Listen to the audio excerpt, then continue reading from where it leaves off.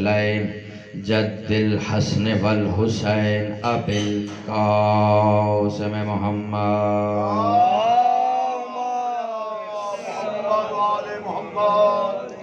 وأهل بيته الطيبين الطاهرين المنتجبين المظلومين المهديين ولعنة الدائمة على أعدائهم ومنكر فضائلهم ومنكر ولايتهم ومنكر شجاعتهم ومنكر طهارتهم وغاصبان حقوق حقهم أجمعين اما بعد فقد قال الله تبارك وتعالى في محكم كتابه المجيد وفرقانه الحميد بسم الله الرحمن الرحيم قل لا أسألكم عليه أجرا إلا المودة في القربى مل کے درود ہدیہ فرمائیں اللہم صلی علی محمد علی محمد سب سے پہلے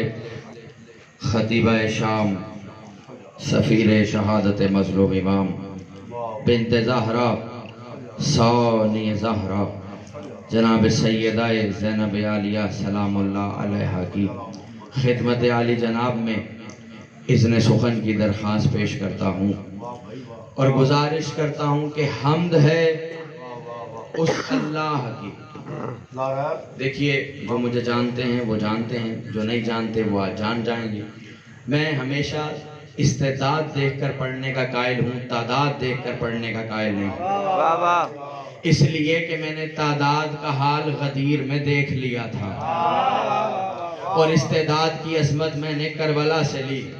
پہلا جملہ کیونکہ میرا دل بنا ہے، آج مصائب جناب سکینہ کے ہیں تو دل ہے کہ جو چند منٹ گفتگو ہے فضائل سکینہ کے بھائی کے ہوں، لیکن آپ کو اس معیار تک آنا پڑے گا. پہلا جملہ آپ کی بازوق اور پرنور سماعتوں میں ہدیہ ہے کہ حمد ہے اس اللہ کی کہ جس نے ہمیں جھولے کی فضاؤں میں علی علی کی صداؤں سے مانوس رکھا ہے. نہیں میں اور آسان کرتا ہوں. حمد ہے اس اللہ کہ جس نے ہمیں جھولے کی فضاؤں علی علی کی صداؤں سے مانوس رکھا ہے. اس علی الاعلیٰ نے اپنے مظہر علی العظیم کی محبت میں اپنی مخلوق کو دو حصوں میں تقسیم رکھا ہے. کچھ وہ ہیں جنہیں محبت علی سے مانوس رکھا ہے، کچھ وہ ہیں جنہیں بغض علی میں منحوس رکھا ہے.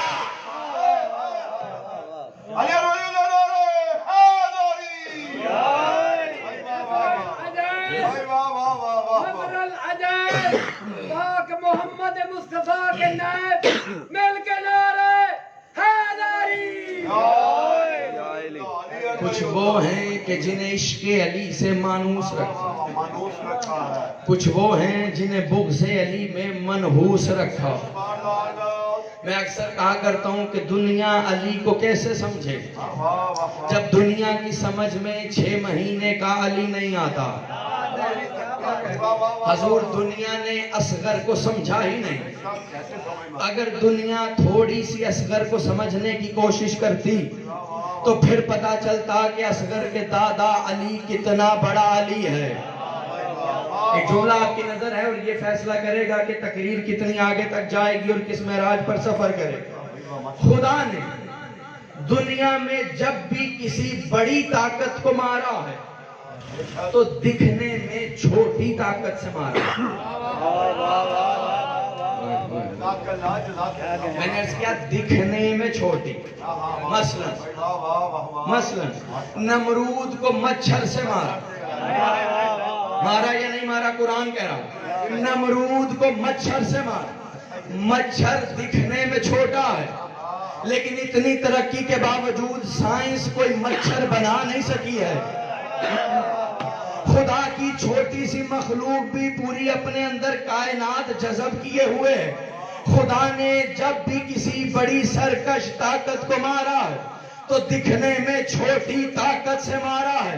آسان کرتا ہوں. نمرود मच्छर से मारा, अबरहा के लश्कर को कंकर से मारा, जालूत को पत्थर से मारा, यजीदियत को असगर से मारा।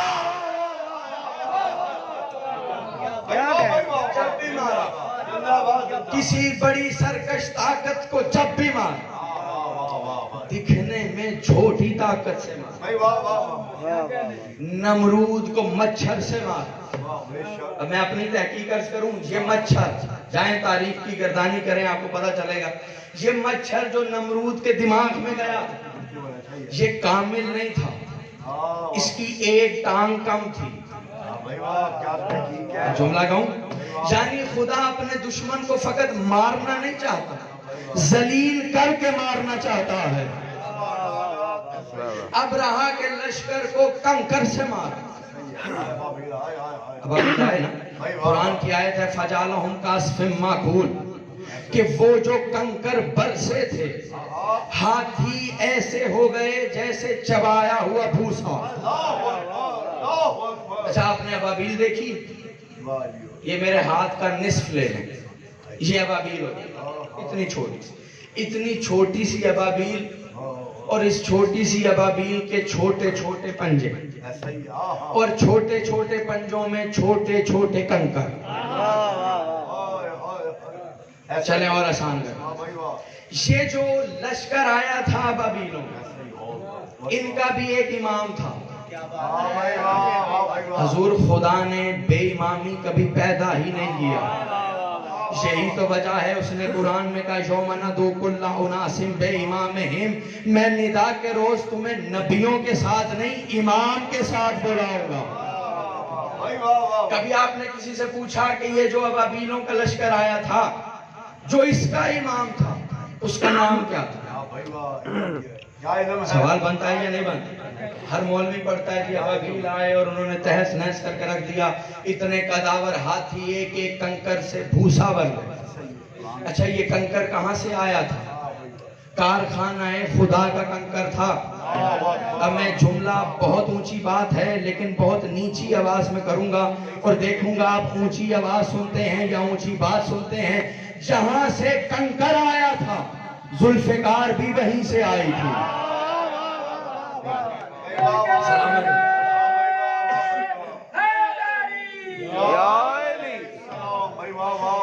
जो अबाबीलों का इमाम था, उसका नाम तारीख ने लिखा बाइला। क्या नाम लिखा? बाइल, बेलिबा हमजा ये लामल बाइल।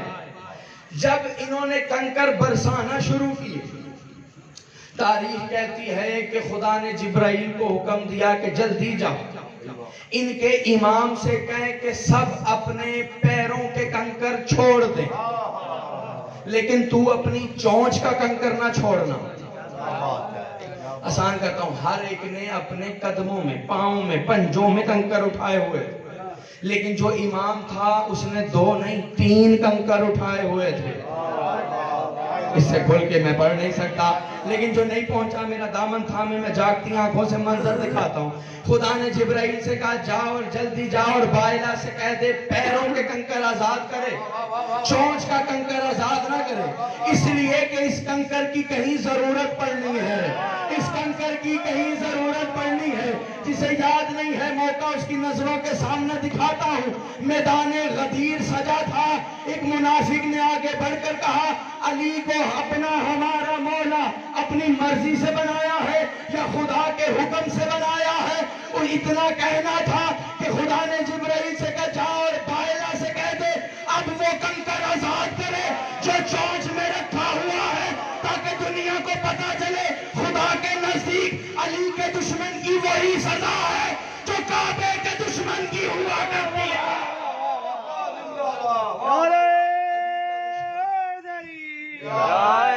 अली का दुश्मन मिलके बोलो। अली का नारा है, मौला का नारा है, पेशवा का नारा है, हमारे पहले इमाम का नारा के इस पहर में अपने इमाम को पुकारे, मिल के नारा है भाई। वाह वाह। خدا بتانا یہ چاہتا ہے کہ جو سزا کعبے کے دشمن کی ہے وہی سزا علی کے دشمن کی ہے. چلو میں ایک حوالہ اور دیتا ہوں. دنیا صرف توضیح سے مسائل لیتی ہے، آج میں ان مسئلوں سے ایک فضیلت سناتا ہوں جو ان صاحبان توضیح کے منہ پہ ہی تماچا. آیت اللہ سستانی نے لکھا کہ پتھر مارنا کس کی سزا ہے؟ کسی کے گھر میں توضیح ہو تو جا کر اٹھا کر دیکھ لیں. زانی کی سزا ہے اسے رجم کیا جائے، پتھر مارا جائے. ہر مجتہد کی توضیح میں تقریباً یہی سزا ہے کہ زانی کی سزا ہے اسے پتھر مارا جائے، زانی کی سزا ہے اسے پتھر مارا جائے. میں نے کہا بار الہ جو علی کے مقابلے میں آ رہا ہے یہ تو رسول کی قیادت میں حج کر کے آ رہا ہے، لا الہ الا اللہ بھی پڑھتا ہے، محمد رسول اللہ بھی پڑھتا ہے، لیکن خدا نے پتھر مار کر قیامت تک کے ہر مسلمان کو پیغام دے دیا کہ یاد رکھو جو علی ولی اللہ کا دشمن ہوتا ہے وہ کتنا ہی بڑا حاجی کیوں نہ ہو خدا کی بارگاہ میں زانی کے برابر ہوتا، اس کی وہی سزا ہے جو زانی کی سزا. علی بستے ہیں جوش بلا سے مل کے نعرہ حیدری. خدا نے جب بھی بڑی طاقت کو مارا دکھنے میں چھوٹی طاقت سے مارا. اب ایک دو حوالے لیتے جائیں تاکہ بات ہضم ہو جائے، کیونکہ ہمارے یہاں مسئلہ یہ ہے. پچھلے دنوں میں ایک کتاب پڑھ رہا تھا تو بندے نے چھٹے امام سے پوچھ لیا مولا اس کا حوالہ ہے؟ تو جب لوگوں نے امام کو نہیں چھوڑا تو ہمیں کہاں چھوڑیں گے؟ لے حوالہ لیتا ہے. حوالہ جو میں فضائل پڑھنے لگا ہوں یہ کسی مسلمان کی کتاب سے نہیں، کتاب بھی اہل کتاب کی ہے. ماشاءاللہ. جناب علی اصغر پر 3 کتابیں اہل کتاب نے لکھی جن میں سے 2 عیسائیوں نے لکھی، ایک یہودی نے لکھی. میں نے پہلے عرض کیا میں استعداد دیکھ کے پڑھنے کا قائل ہوں، جہاں تک سنیں گے بس وہیں تک سنا ہوں. 2 کتابوں کے حوالے میں دیتا ہوں، تیسری آپ جا کے سرچ کیجئے، ایک عیسائی اور ایک یہودی کی کتاب. پہلی کتاب جو ایک عیسائی نے لکھی، عیسائی کا نام ہے ڈاکٹر کارلائل. Doctor Carlyle. خدا کی قسم اس کا عنوان اتنا خوبصورت ہے کہ اگر عنوان پہ ہی پڑھنے پہ آؤں تو پوری مجلس تمام ہو جائے. اس نے جناب علی اصغر پر کتاب لکھی اور اس کا عنوان لکھا معصوم ستارہ. کیا کہنے، واہ واہ. معصوم ستارہ. نہیں کچھ پہنچ نہیں سکے، مجھ جیسے کمنٹ بھی ہوا کرتے ہیں، میں پہنچا کر رہنے والا شخص ہوں. بیچ رستے میں بھئی اکیلے منزل تک پہنچنا کمال نہیں، 2-4 کو ساتھ لے کر جانا کمال ہے. اس نے کہا معصوم ستارہ.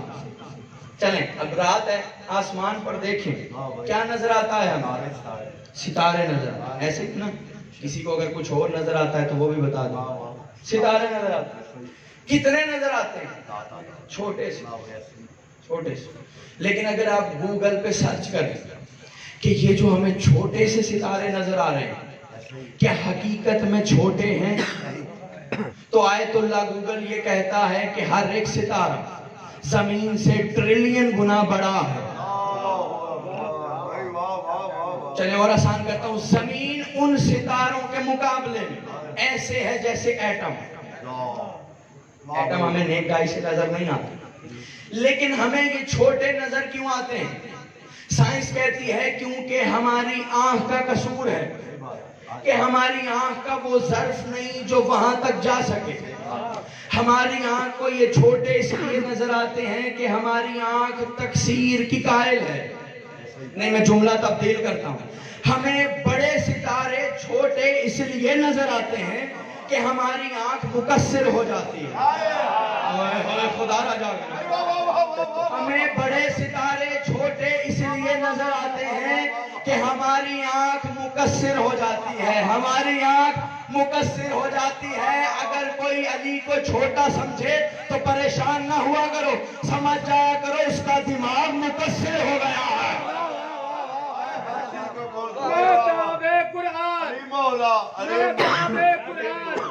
آفتاب اسلام रूह इस्लाम, इस्लाम की अजमत और पहचान, शाह मर्दान, शेर यज़दान, मिल्क अफजल तरीन नारे हैदरी। हमारी आंख में तकसीर कि उस तक जा नहीं सकती। अब समझिएगा उसने मासूम सितारा क्यों लिखा। उन्वान क्या लिखा? मासूम सितारा। वो बताना ये चाहता है कि जिस तरह सितारे नजर छोटे आते हैं, होते बड़े हैं, इसी तरह असगर नजर छोटा आता है, हकीकत में अली है, हकीकत में अली है। और आसान करता हूँ, आयतुल्लाह बुरोजर्दी बहुत बड़ा नाम है। आयतुल्लाह बुरोजर्दी से एक शख्स ने पूछा कि अली तो अली होता, अली तो अली होता है, तो ये अली असगर के साथ असगर क्यों लगाया गया? अली तो अली है, तो अली असगर के साथ असगर क्यों लगाया गया? कमाल का जुमला है। आरिफ थे बहुत बड़े, उन्होंने कहा असगर इसलिए लगाया गया कि अगर हुसैन इसके साथ असगर न लगाते तो ये अली होता। जुमला तो मैं अब कहूंगा और देखता हूँ यहाँ कितने मातमी बैठे हैं, क्योंकि वो मातमी होता ही नहीं है जो फर्श अदा पर पुरसा देने ना आए।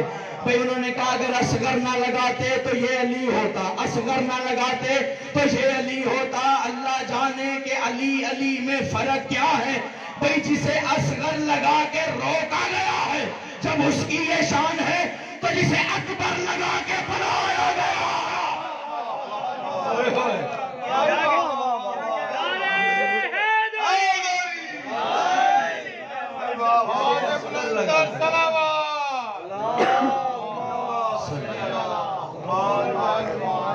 देखिए दरूद बावाज़े बुलंद पढ़ा करें। मौला फरमाते हैं जो बावाज़े बुलंद दरूद पढ़ता है उसके दिल से बुखल दूर हो जाता है। तो इसलिए मिल के बावाज़े बुलंद दरूद दिया करता।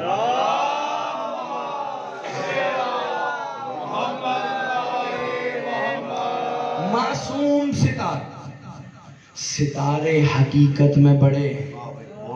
आसान करता हूँ, दुनिया की आंखों में असगर 6 माह का है, लेकिन हकीकत में असगर इतना बड़ा है कि दुनिया उसकी उम्र का अंदाजा लगा ही नहीं सकती। दुनिया ने सिर्फ असगर के मसाइब सुने, फजाइल जानने की कोशिश ही नहीं की।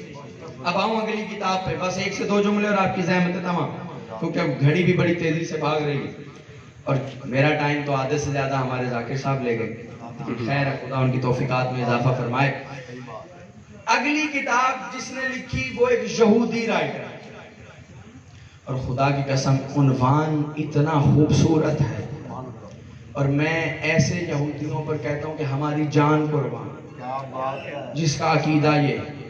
लेकिन उससे पहले एक जुमला सुन लें ताकि उन्वान कुछ लोगों को अगर बदहज़मी हो तो उनका हाजमा दुरुस्त हो जाए। करबला में हर शहीद, हर मुजाहिद जब भी जाके लड़ा, या तलवार से लड़ा, या तीर से लड़ा, या नेज़े से लड़ा, या भाले से लड़ा, या खंजर से लड़ा, हर शहीद, हर मुजाहिद या तो नेज़े से लड़ता रहा, या तलवार से लड़ता रहा, या तीर से लड़ता रहा, या खंजर से लड़ता रहा। असगर ने लड़ने का मयार ही तब्दील कर दिया। असगर ने कहा दुनिया या तीर से लड़ना जानती है, या तलवार से लड़ना जानती है, या नेज़े से लड़ना जानती है, या भाले से लड़ना जानती है। मैं भी असगर हूँ, मैं दुनिया को मुस्कुरा के लड़ना सिखाऊंगा। मैं असगर हूँ, दुनिया को मुस्कुरा के लड़ना सिखाऊंगा। अब जिस यहूदी ने किताब लिखी उसका नाम है डॉक्टर बेन होलेव। क्या नाम है? Doctor Ben होलेव। हवाला लेके जाइएगा ताकि बदहज़मी किसी को हो तो हवाला मौजूद। अब उन्वान क्या है? डॉक्टर बेन होलेव ने किताब लिखी जनाब अली असगर, और उसका उन्वान रखा खुदा मुस्कुराएगा। तुम्हारी खामोशी पे है, खुदा मुस्कुराएगा। खुदा की कसम जब मैंने उन्वान पढ़ा था मैं पूरा दिन उन्वान में ही गुम रहा था कि यहूदी का अकीदा क्या है। खुदा मुस्कुराएगा। कोई بدہضمی کا شکار یہ نہ کہہ دے کہ حضور انہوں نے تو جناب اصغر کو خدا کر دیا. اصغر کو خدا نہیں کیا, اصغر مظہر خدا ہے. بے شک. نہیں میں آسان کرتا ہوں, اگر کسی کو غلط فہمی ہے, مثلا ہمارے بزرگ فرماتے ہیں بیٹا یہ کام کرو گے تو خدا خوش ہوگا. کہتے ہیں نا جی, یہ نہیں کہتے یہ کام کرو گے تو خدا ناراض ہوگا. اچھے کام کرو خدا خوش ہوتا ہے, برے کام مت کرو خدا ناراض ہوتا ہے. یہی نصیحت ہوتی ہے نا. چھٹے امام سے ایک شخص نے پوچھا مولا کیا خدا خوش ہوتا؟ مسئلہ یہ ہے کہ دنیا کی توحید ہی ٹھیک نہیں ہے. جب توحید ہی ٹھیک نہیں ہوگی تو ولایت ذہنوں میں کہاں سے آئے گی؟ کیا خدا خوش ہوتا ہے یا خدا ناراض ہوتا ہے؟ مولا نے فرمایا یاد رکھ, نہ تو خدا خوش ہوتا نہ ہی خدا ناراض ہوتا. کہ مولا وہ کیوں؟ کہ اس لیے کہ خوش ہونا بھی کیفیت ہے, ناراض ہونا بھی کیفیت ہے, اور جو کیفیات میں آ جائے وہ خدا رہتا نہیں ہے. اس لیے کہ خدا خالق کیفیت ہے. سوالی نے پلٹ کر پوچھا مولا وہ تو قرآن میں کہتا ہے یہ کرو گے تو میں خوش ہو جاؤں گا, یہ کرو گے تو میں ناراض ہو جاؤں گا, تو پتہ کیسے چلے کہ اس کی خوشی کس کی خوشی میں مضمر ہے, اس کی ناراضگی کس کی ناراضگی میں مضمر ہے؟ کا نادان یاد رکھ, نہ خدا خوش ہوتا ہے نہ ناراض ہوتا ہے, بلکہ اس نے دنیا میں کچھ چہرے بھیجے ہیں. اگر وہ خوش ہو تو وہ خوش ہوتا ہے, اگر وہ ناراض ہو تو وہ ناراض ہوتا ہے. اب جانیں کہ یہودی کیا کہہ رہا ہے کہ خدا مسکرائے گا. خدا یہ چاہتا ہے کہ اگر خدا مسکراتا تو ہونٹوں کے تبسم میں مسکراتا اور اصغر کا سہارا لے کے مسکراتا. میں اور آسان کرتا ہوں, وہ کہنا یہ چاہتا ہے کہ اگر خدا مسکراتا مجسم حالت میں آ کر کبھی بھی مسکراتا تو ایسے مسکراتا جیسے اصغر مسکرایا. آخری جملہ ہے بس ذہن پہ تمام, خدا کی مسکراہٹ. خدا کی اسی کتاب میں اس نے ایک جملہ لکھا, ایک مسلمان اس یہودی سے سوال کیا. سوال اس نے یہ کیا کہ یہ بتا کائنات میں سب سے بڑا محسن کون ہے؟ کائنات میں سب سے بڑا محسن کون ہے؟ اس نے کہا کائنات میں سب سے بڑا محسن ذات جناب خطیجۃ الکبریٰ. مسلمان نے پلٹ کر سوال کیا, نہیں تو میرا سوال سمجھا نہیں. کاش کہ آپ کسی بات پہ سمجھ جاتے کہ وہ کہنا کیا چاہ رہا. کہ نہیں تو میرا سوال سمجھا نہیں, میں تجھ سے پوچھ رہا ہوں کائنات کا سب سے بڑا محسن کون؟ سب سے بڑا محسن کون؟ سب سے بڑا محسن کون؟ ڈاکٹر بن ہالک نے اس مسلمان کی آنکھوں میں آنکھیں ڈال کر کہا جو جواب تو جاننا چاہتا ہے لے میں تجھے بتا دیتا ہوں. یاد رکھ, اوائل اسلام سے لے کر 61 ہجری تک اسلام پر احسان رہا ہے خدیجہ کا. 61 ہجری سے لے کر قیامت تک اسلام مقروض ہے تبسم اصغر کا. اسلام مقروض ہے تبسم اصغر کا. اب اس نے کہا دلیل, دلیل سنے اور ذہن سے تمام. اس نے کہا دلیل کا دلیل بھی دے دیتا ہوں. اس نے اپنی کتاب میں لکھا کہ جب اصغر کو تیر لگا, حسین کے ہاتھوں پہ لہو آئے, تو سب نے بلا تفریق غیر لکھا کہ جب زمین پہ پھینکنا چاہا تو زمین نے کہا اگر ایک بوند بھی گرے گی تو اناج نہیں ہوگے گا. کیا کمال کا یہودی ہے, مسلمانوں سے کئی گنا زیادہ عقیدہ رکھتا ہے. اس نے کہا نادان مسلمان, زمین نے کہا اگر ایک بوند بھی زمین پہ گری تو اناج نہیں اگے گا. اس کا مطلب قیامت تک جو اناج اگ رہا ہے اصغر کا صدقہ ہے.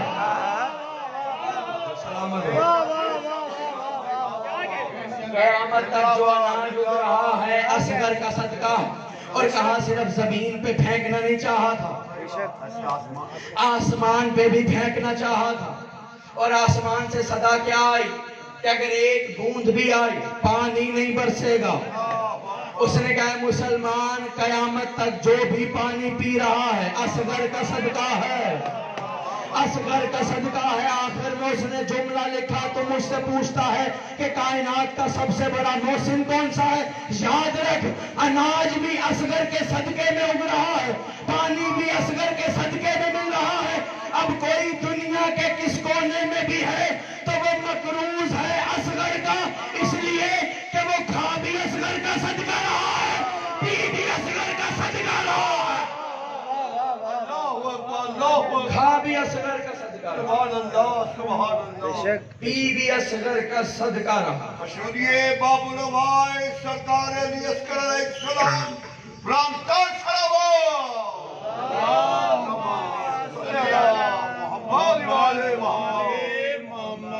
سورہ اگر یہ بلند تھی تو ایک آہستہ سے بھی تلاوت فرما دی۔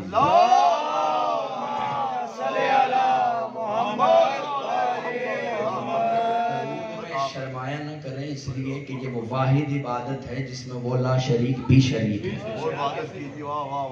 اور آپ کو جا کر پڑھیے کہ درود کی فضیلتیں کیا ہیں، پھر آپ کو پتا چلے گا کہ درود کتنی بڑی نعمت ہے۔ اس لیے جب بھی پڑھا کریں بآواز بلند پڑھا کریں۔ آل محمد کی ذات پہ بلند تک